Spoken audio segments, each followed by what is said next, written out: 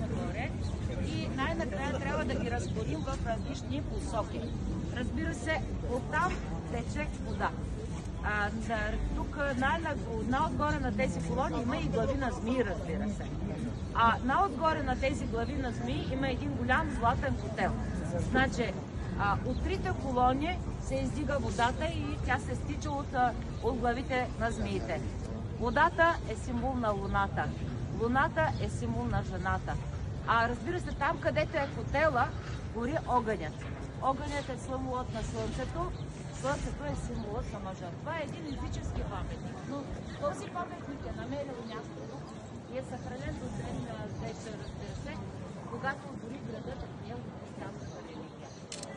Представете си сега една система на снабдяване с вода в града.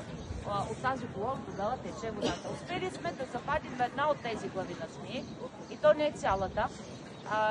Горната челюст се пази в археологическия музей на града. Двете останалите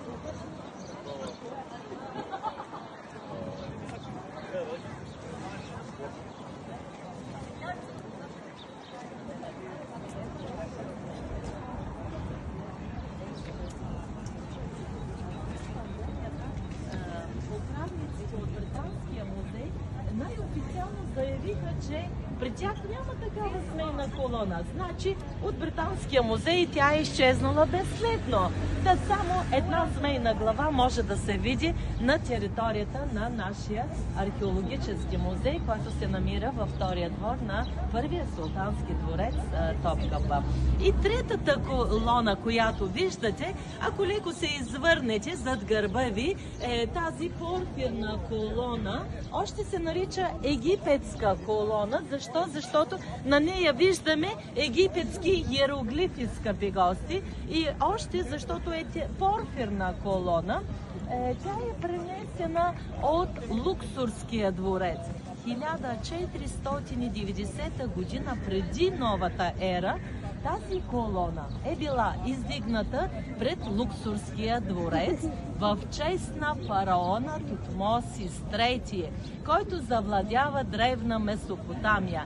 И ако внимателно се вгледаме в иероглифите, ще забележим, че тези иероглифи възхваляват героическите деяния на фараона Тутмосис III, който е завладял древна Месопотамия.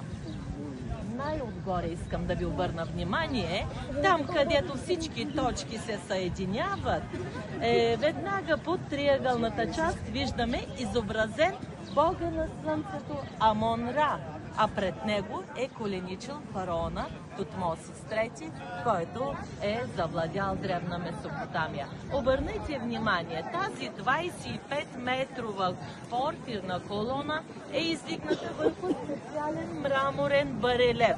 На мраморния барелев какво забелязваме?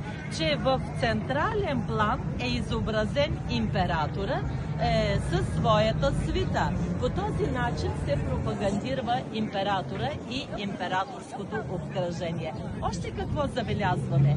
Че между мраморния барелев и порфирната колона има 4 бронзови стълба, на които се крепи тази порфирна колона.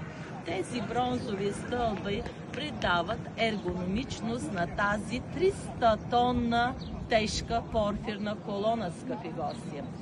400-та година в присъствието на хиляди роби и работници най-тържествено само за 30 дена е издигната на това място тази тежка 300-тонна порфирна колона.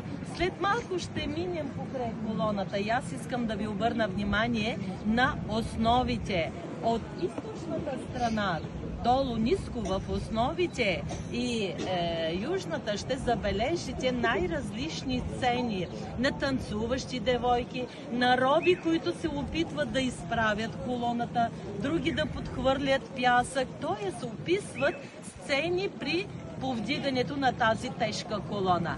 Но от другата страна, източната и западната, в основите вие ще забележите и надписи на латински и гръцки език.